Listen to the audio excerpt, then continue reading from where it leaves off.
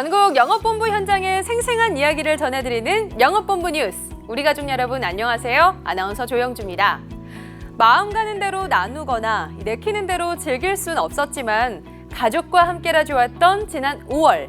우리 영업본부에선 어떤 특별한 일들이 있었을까요? 지금부터 함께 하시죠.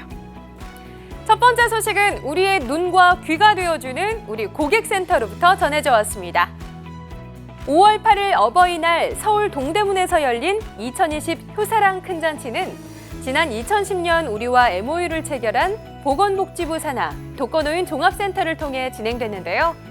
박능후 보건복지부 장관을 비롯해 전국 16개 시도 320명의 어르신들이 코로나19를 감안해 유튜브 스트리밍을 통해 참석하신 가운데 우리는 기업 후원을 약속했습니다. 또 하나의 깜짝 선물, 타 기업들과 마음을 모아 준비한 언택트 시대 효 전화기.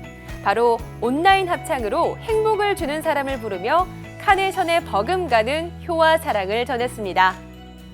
몸도 마음도 흥에 겨운 우리 어르신들 모습 정말 보기 좋죠? 어버이날을 기념한 우리 영업본부, 이번엔 강북 영업본부로 가볼까요? 도봉지점은 지난 5월 6일 서울 동대문구 장안동 소재 은천재가 노인지원센터를 통해 어른들을 찾았는데요. 혼자 사는 할머님 3분께는 전자레인지를 설치해드렸고요. 또 센터에 등록된 123명 소외계층 어르신들께는 김 선물 세트를 전했습니다. 또 찾아뵐 때마다 가슴에 카네이션을 달아드렸는데요. 어르신들은 행복하다, 너무 좋다라며 기뻐하셨다고 하네요. 10수년 동안 은천재가 노인지원센터와 인연을 맺어온 멋진 지점장님을 필두로 도봉지점 가족들, 도봉산자락의 기운 가득 멋진 선행에 앞장서 주세요. 자, 이번엔 다문화 가족 지원을 위해 3군데 지점이 뭉친 경남 영업본부의 소식입니다. 김해 외국인 금융센터, 김해 금융센터, 김해 장유지점은 지난 5월 27일 김해 다문화 가족 지원센터를 방문해 환경 정화를 실시했습니다. 특히 김해 외국인 금융센터는 지방 유일의 외국인 전용 점포로 경남뿐 아니라 대구와 경북, 전라와 제주의 외국인 고객을 대상으로도 운영되고 있습니다. 다국적 고객을 넘어 다문화 가족에게까지 손을 내민 우리 김해 가족들, 글로벌한 영향력 앞으로도 쭉 이어가 주세요. 절대 놓칠 수 없는 금융사기 범죄, 우리 가족들 앞에선 어림없죠? 먼저 충청 북부 영업본부로 가봅니다. 오창금융센터 박상희 주임은 대출 상환금 2,300만 원을 인출하려는 고객이 타행과 카카오톡 상담을 했다는 말에 직접 통화를 시도했는데요. 그것이 타행 직원을 사칭한 보이스피싱이란 걸 알게 되자 경찰에 신고했습니다.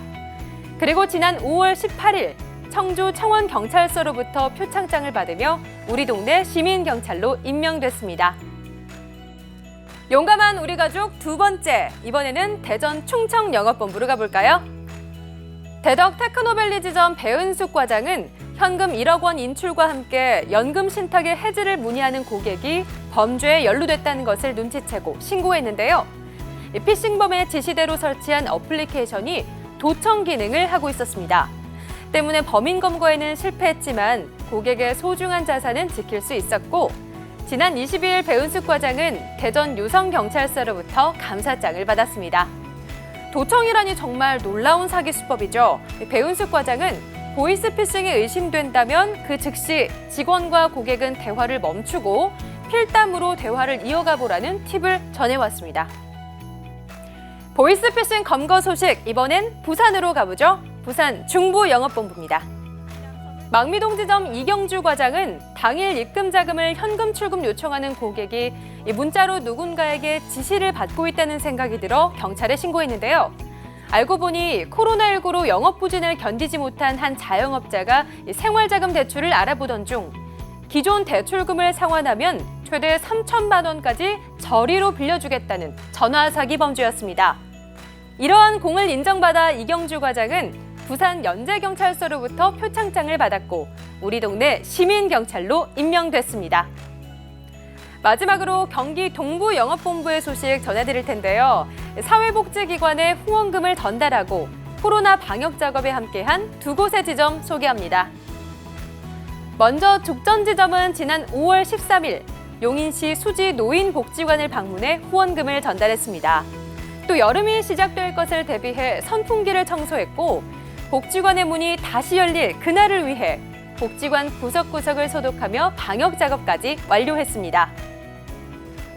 이와 함께 지난 21일 수지 상현지점은 주 거래처인 용인시 수지 장애인 복지관을 찾아 청소와 소독을 실시했고요.